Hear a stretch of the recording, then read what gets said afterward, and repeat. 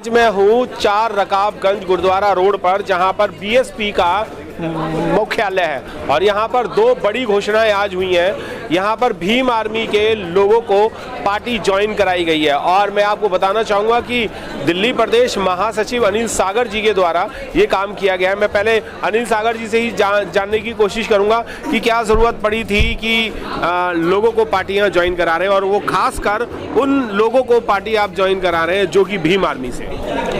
देखिए, ये बहुजन समाज पार्टी एक बहुजन समाज पार्टी राजनीतिक पार्टी बाद में है। सबसे पहले बहुजन महापुरुषों का एक मूवमेंट है। इस बात को बहन जी बार बार अपने वक्तव्य में दोहराती हैं, बताती भी हैं। जब कैडर होता है तब भी बहन जी अपनी बात प्रेस नोट के जरिए या प्रेस कॉन्फ्रेंस के जरिए बहन जी इस बात को रखती हैं। तो आज जो ज्वाइनिंग हुई है, जो भीम आर्मी के जो हमारे लोग जिन्होंने ज्वाइनिंग की है, जिन्होंने बसपा की सदस्यता ग्रहण की है, तो वो हमारे मूवमेंट के साथी थे, वो हमसे अलग नहीं थे।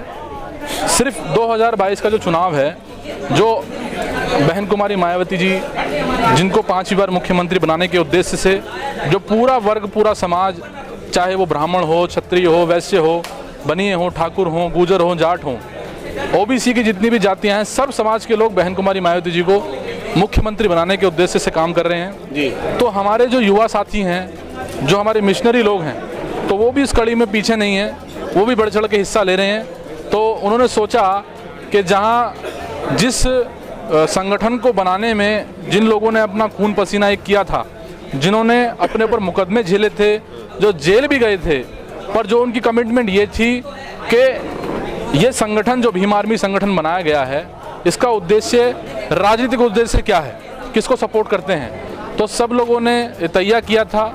संगठन को चलाने वालों ने, संगठन के फाउंडर मेंबर जो रहे हैं, जो संस्थापक सदस्य रहे हैं, उन लोगों का ये डिसीजन था कि हम लोग बहुजन समाज पार्टी के अलावा राजनीतिक पार्टी किसी को समर्थन नहीं देंगे। पर उन लोगों ने अपनी एक पार्टी बनाई और बहुजन मूवमेंट को पीछे करने का उन्होंने काम किया।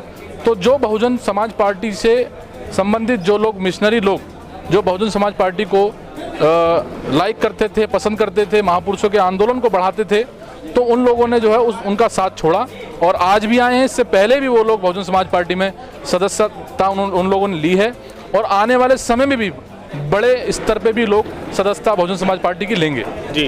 क्या ऐसा लगता है कि बीएसपी का जो चुनावी बुगुल है वो बच गया है, इसीलिए आप लोगों को पार्टी ज्वाइन करा रहे हैं? देखिए, बिल्कुल बीएसपी का चुनावी बुगुल बच चुका है।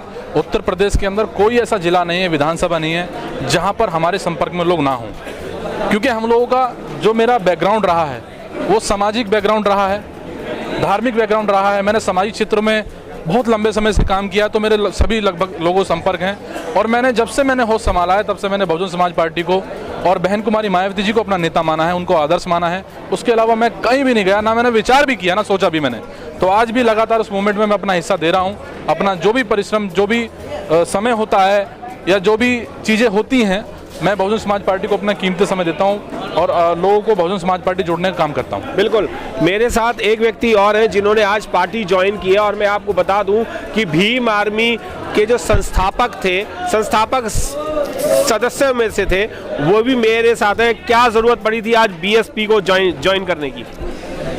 बीएसपी, जैसे अभी हमारे प्रदेश महासचिव जी ने बताया, बीएसपी सबसे पहले महापुरुषों का मूवमेंट है, उसके बाद पार्टी है और जो महापुरुषों का मिशन से अलग काम करते हैं या कौम के विरुद्ध काम करते हैं, वो मिशन मूवमेंट में नहीं होते। जहां हम थे, उन्होंने कभी उस मूवमेंट, उस मिशन के लिए काम नहीं किया, उस विचारधारा के लिए काम नहीं किया, इसलिए हम लोग वहां से अलग हो गए। और शामली के अंदर जब भीम आर्मी चली थी तो हम ही लोग उसको लेकर के आए थे और हमने ही वहाँ पे भीम आर्मी की स्थापना की थी।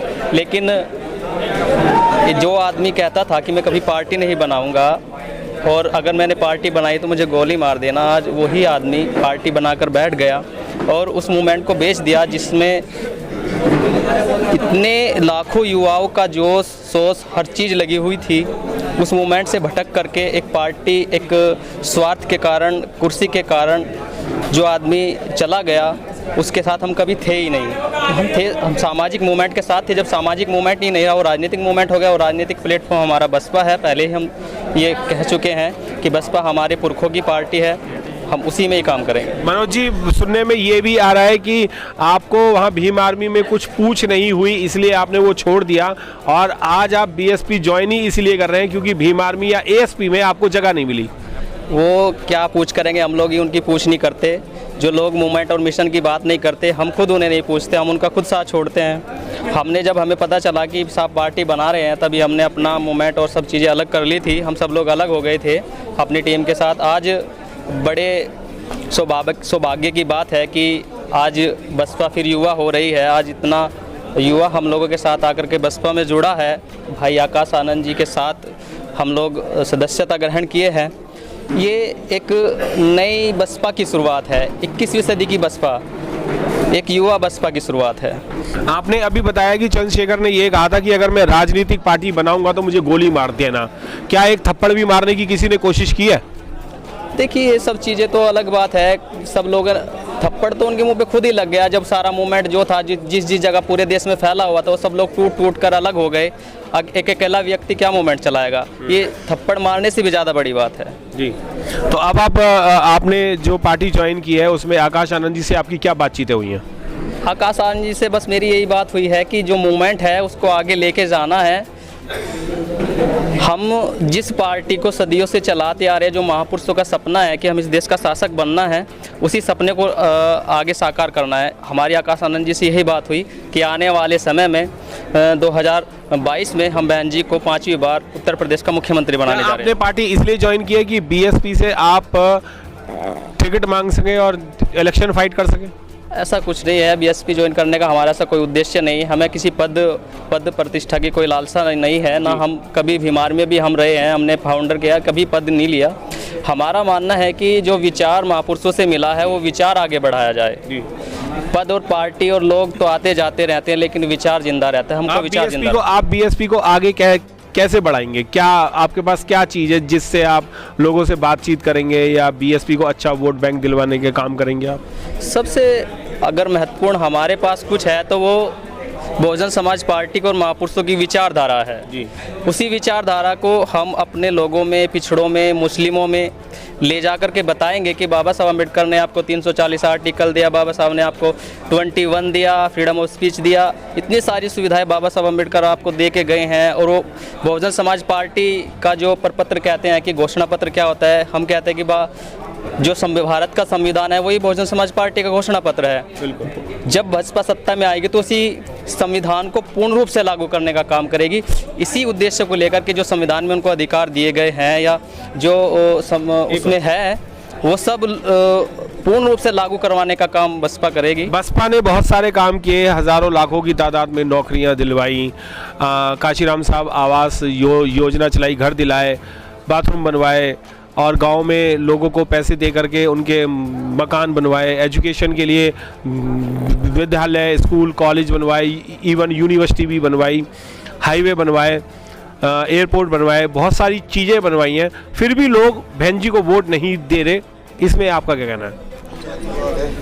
सबसे पहले जो चीज़ें हैं उसका मैं आपको बता दूँ, ये विकास तो किया ही किया है बहन जी ने। बहन जी ने युवाओं को और विद्यार्थियों को उस बिल्डिंग के भी द्वार खोल के दिए हैं जिसका हम सब सपना देखते थे। वो बहन जी ने तो सब कुछ दिया पर वोट फिर भी लोग नहीं दे रहे, इसके बारे में क्या कहेंगे?